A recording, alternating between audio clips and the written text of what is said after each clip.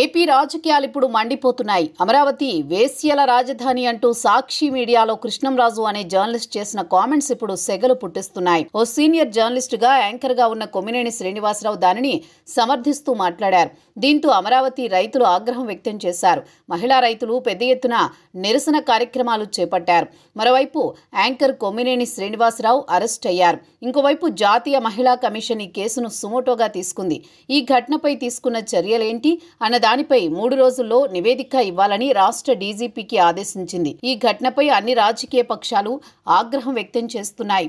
భారతిరెడ్డి క్షమాపణలు చెప్పాలని కాంగ్రెస్ అధ్యక్షురాలు షర్మిల డిమాండ్ చేశారు. అయితే ఇంత రచ్చ జరుగుతోంటే 4 ఏళ్ల తర్వాత చూసుకుంటామంటూ జగన్మోహన్ రెడ్డి బెదిరింపులకు దిగుతున్నారు. ఇంకోవైపు అమరావతి మహిళల పిశాచాలు, రాక్షసులు, సంకర జాతి అంటూ సజ్జల మరింత అగ్గిరాజేశారు. అయితే అమరావతి మహిళలు చుట్టుపక్కల ఉన్నవారు వేశ్యలా? అంత పెద్ద మాటలు వైఎస్ఆర్ కాంగ్రెస్ పార్టీ నేతలు ఎందుకు అన్నారు అంటే దానికి కారణం programmatic mapping and population size estimation survey అని తెలుస్తోంది. అర్జెంటుగా అమరావతిపై బురద జల్లడం, వైసీపీ ప్రయోజనాలకు అనుగుణంగా నడుచుకోవడం ఆ మీడియా ప్రధాన విధి. అందుకే సాక్షి మీడియాలో మహిళల మనోభావాలు దెబ్బతీసేలా మంట అంటించారు. దీనిని రక్తి కట్టించారు. కొమ్మినేని శ్రీనివాసరావు కానీ అడ్డంగా బుక్ అయ్యారు. వైసీపీ పార్టీతో పాటు సాక్షి మీడియాను అడ్డంగా బుక్ చేశారు. కొమ్మినేని పక్కాగా జగన్మోహన్ రెడ్డి మనిషి. ఆయనకు చంద్రబాబు అన్నా, తెలుగుదేశం పార్టీ అన్నా, అమరావతి అన్నా కడుపుమంట అని తోటి జర్నలిస్టులే చెబుతారు. యాంకర్ ముసుగులో చెత్త డిబేట్లు పెడుతుంటారు. డిబేట్లో పాల్గొన్న వారికంటే ఆయనే డిసైడ్ అయిపోతారు. చంద్రబాబు వేస్ట్, జగన్మోహన్ రెడ్డి బెస్ట్ అని తెగవాగుతుంటారు. కొమ్మినేని జర్నలిస్ట్ కృష్ణంరాజు తోడయ్యారు. అతడు సైతం అదే కంపెనీ కావడంతో ఏపీలో వేశ్యల సర్వేపై పండగ చేసుకున్నారు. నోటికొచ్చినట్టు మాట్లాడారు.